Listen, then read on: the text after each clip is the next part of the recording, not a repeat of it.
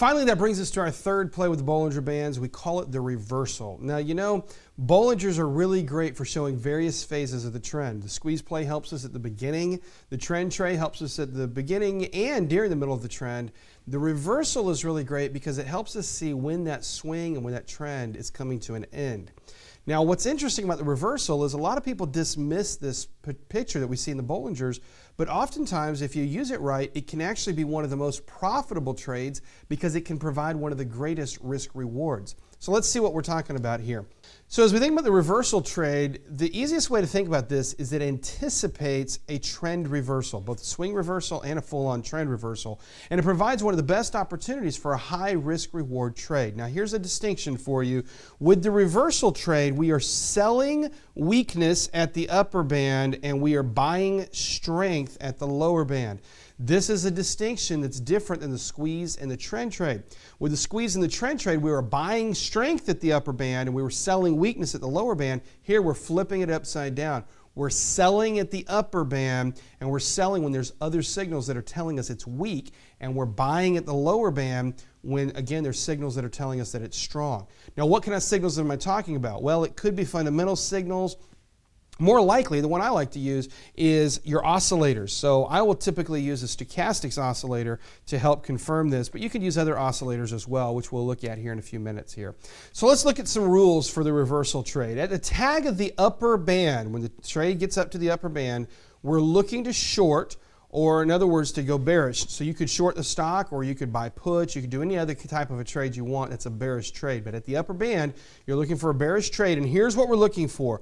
We're looking for your percent B to be diverging down. There's a distinction right there. We're diverging bearish there. And we also are looking for your stochastics or some other oscillator to be overbought and crossing down. Again, that's a distinction that we've not had with the other trades. And then finally, here's what we want to do. We want to enter on the first strongly bearish day following this setup, and then flip around, turn around, set a stop on your parabolic. So notice this is a totally different picture than what we've looked at for the squeeze and for the trend trade. Now this is the bearish setup. Let's look at the bullish setup. The bullish setup is going to be a tag of the lower band. So the trades come down, it tags the lower band. We're looking to buy or to enter a bullish trade, whether that be buy calls, do a bull put spread or any other kind of a bullish trade here. But we're looking to enter into a bullish trade. Your percent B should be diverging up and your stochastics oversold and crossing up.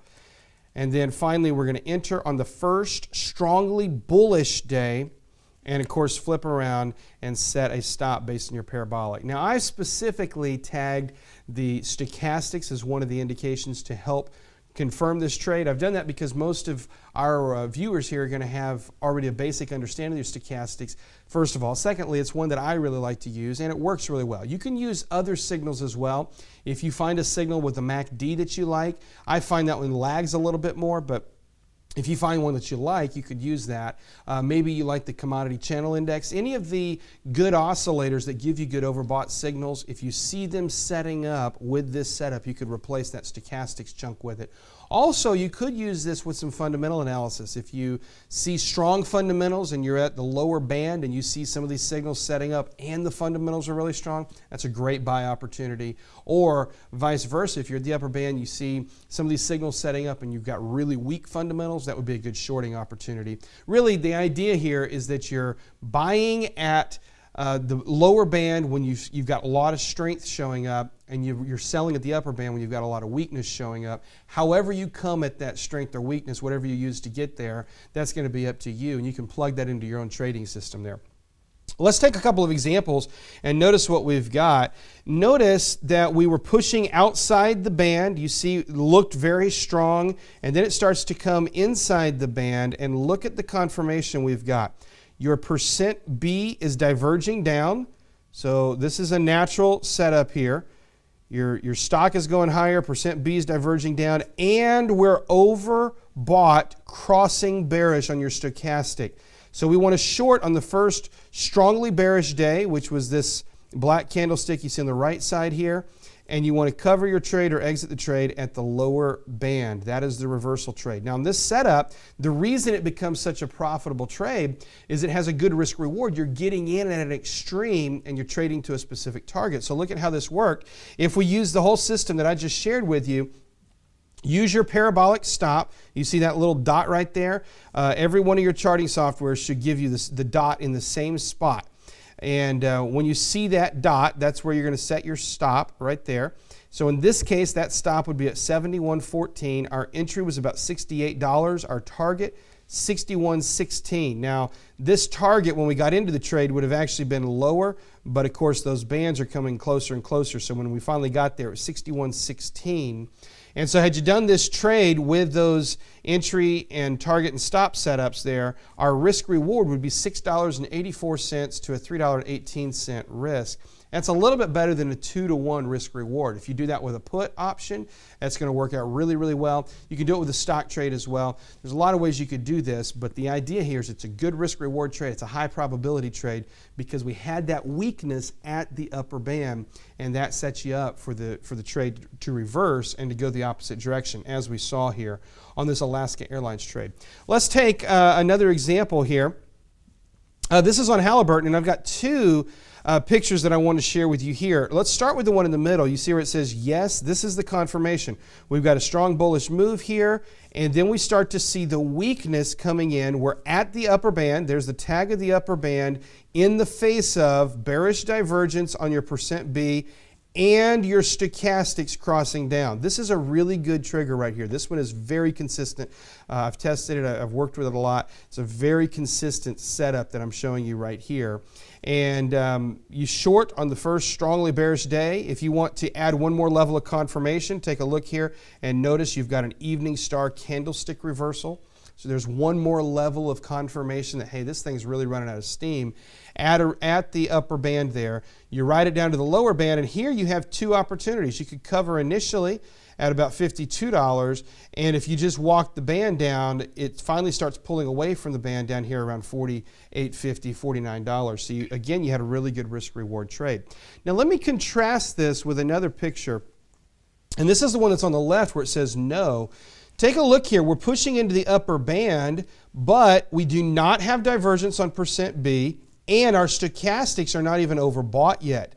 That's a no. You also notice if you look just slightly left, that is a squeeze that's breaking out. So one distinction that you could make, one observation, is you limit yourself. You say, I'm only going to do a reversal trade after I've already seen a big surge of activity. It doesn't make any sense if you're in a little squeeze like this to think, oh, I'm going to go do a reversal trade.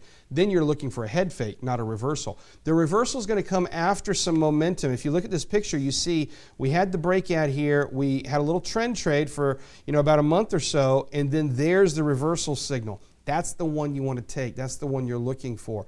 Now, the way this plays out is usually, more often than not, one of two ways. The way it plays out is either it plays out perfect, like I just shared with you here, and it trades to the other side of the band, or sometimes it trades sideways. More often than not, it's one of those two. It's pretty rare that you see this trade set up and then it turns around and it takes off in a new bullish trend. That's relatively rare. It can happen, but it's not the most common thing to happen. So this becomes a high quality risk reward trade where you got a high reward for the risk you're taking, and it's a fairly low probability that the risk is going to get fully realized. Usually you'll either break even or you'll see your reward on it. It's a very good trade setup, and as we start to do some back trading and some trader conditioning on this, you're going to see some of these as they come into practice here. Let's make some observations before we get over there, though. The reversal plays can be very profitable because of the quality of the risk and the reward. They do require some faith. This is one of the hardest things about the reversal trade is it does not look like it's going to do what it's about to do. And so it requires some faith. That's why it's really important that you go practice it a lot, do some trader conditioning on it, get really comfortable with it, and do some virtual trades with it. See if you can really get into the sync of it. It's one of those things, once you get into the sync of it, you'll be able to do them. But until you really believe in it, until you've done a few of them and you start to see them really work, you're always going to be kind of thinking, this doesn't look like it's about to reverse on me. And sure enough, that's about the one that will. But learn to do it, and it's a really good trade for you. Let's go do some back trading on this and see if we can really ingrain it into our minds what it should look like.